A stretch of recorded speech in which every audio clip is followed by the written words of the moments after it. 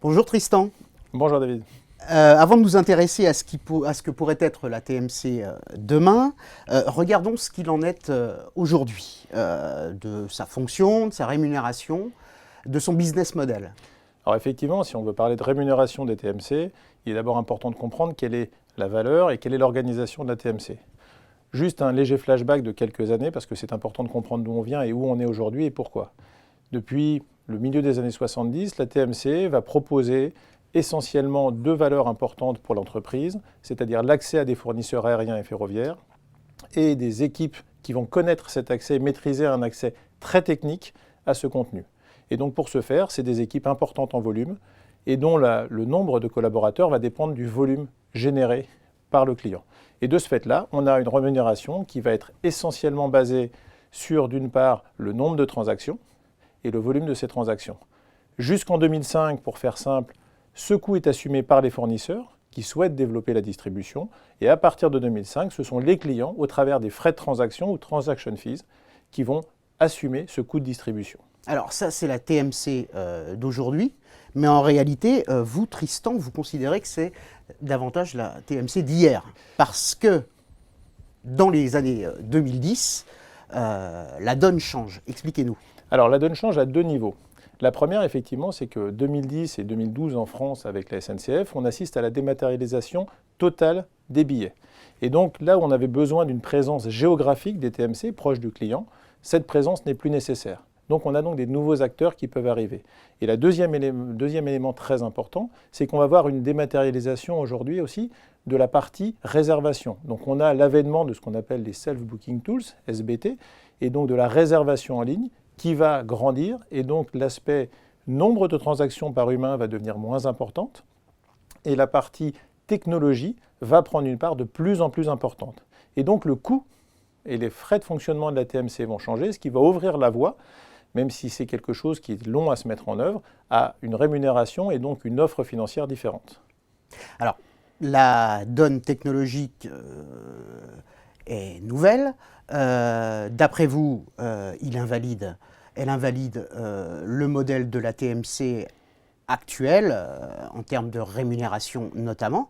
Alors, quel doit être le nouveau périmètre de la TMC? Alors, si on veut être compréhensible et clair par les clients, il faut avoir un modèle de revenu qui soit cohérent avec les coûts et avec la visibilité vue du client. Aujourd'hui, c'est très clairement la partie informatique, la partie IT, édition de logiciels qui prend la part plus importante puisque l'on a, suivant les prestations, entre 70, 80, voire chez TravelPlanel jusqu'à 90% des transactions qui sont gérées online. À partir du moment où on n'a plus de coûts variables immédiatement liés au volume, la solution de la transaction fees est difficile à expliquer. Et de ce fait-là, on a une solution, une organisation interne qui n'est plus en ligne avec l'offre. Donc pour ça, on ouvre la voie effectivement, puisqu'on a une structure de plus en plus d'éditeurs de logiciels, à un business model proche des éditeurs de logiciels, tel qu'on peut le connaître aujourd'hui dans les applications mobiles, c'est-à-dire un coût par utilisateur, un abonnement, un coût annuel, peu importe, mais en tout cas qui ne va plus être directement lié au nombre de transactions et à la valeur de ces transactions. Très bien, le coût fixe, les coûts sont fixes, les revenus sont variables et les revenus sont de nature de licence, quoi, un peu comme un logiciel, comme vous le disiez. Absolument. Mais également, il y a une rémunération qui est due au gain transactionnel et qui se partage donc entre le client et la TMC. Tout à fait, puisque jusqu'à maintenant, et on continue encore, même si c'est en train de changer, on avait beaucoup d'acteurs qui servaient le client. On avait effectivement la TMC, on avait le fournisseur de SBT, on avait le fournisseur de système de paiement, on avait aussi les fournisseurs concernant la partie hôtelière. Beaucoup d'acteurs, donc aujourd'hui beaucoup de personnes à rémunérer et beaucoup d'intermédiaires techniques. Avec une solution IT qui est intégrée, on a la possibilité, ce que l'on a fait, de se connecter directement au fournisseur. Si on se connecte directement au fournisseur, on lui offre aussi la possibilité de faire des économies sur ses coûts de transaction. Et ces économies peuvent ainsi profiter non seulement aux fournisseurs, mais aussi aux distributeurs et aux clients. Et ça, c'est une source complémentaire de revenus intéressante qui n'a pas d'impact négatif pour le client ni pour le fournisseur. Alors, la grande vertu de ce modèle, d'après vous, c'est sa lisibilité, sa visibilité et donc son acceptation par le client. La TMC est rémunérée et c'est accepté par l'entreprise d'une façon clair et net.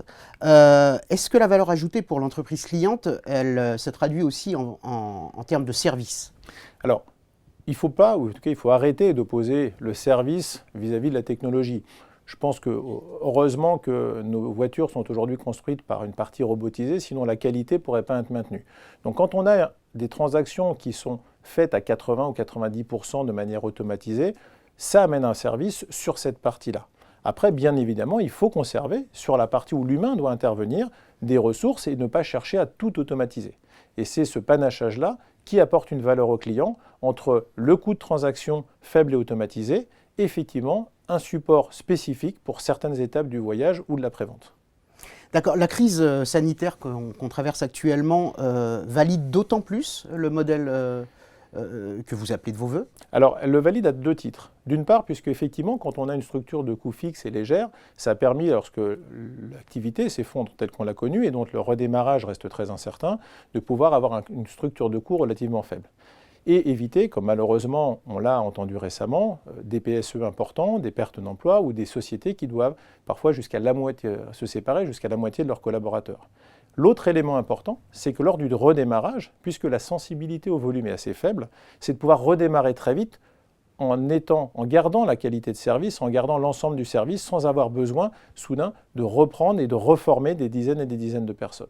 Donc cette souplesse-là, tant sur la partie ralentissement que réaccélération, est un élément clé. Tristan, je vous ai assez souvent entendu vous exprimer sur, disons, le certain conservatisme qui caractériserait l'industrie du voyage. Alors, ce nouveau modèle que vous préconisez, d'après vous, est-ce qu'il va advenir? Alors, on a souvent pensé qu'on n'était pas forcément prophète en son pays, pour paraphraser des gens bien connus. Toutefois, on s'aperçoit depuis un certain nombre de mois, et notamment sur les derniers appels d'offres et les dernières soutenances qu'on a pu connaître, que l'accueil est de plus en plus favorable, que la compréhension, et lorsqu'on réalise que le modèle de construction de l'offre est différent, on peut tout à fait proposer une solution différente. Et là, on a pu récemment, dans les semaines qui viennent, faire plusieurs soutenances importantes sur des gros appels d'offres, publics et privés. Et là, on a une écoute et une compréhension extrêmement importante, et ça qui est une vraie nouveauté sur la partie française. Très bien. Merci Tristan. Merci David.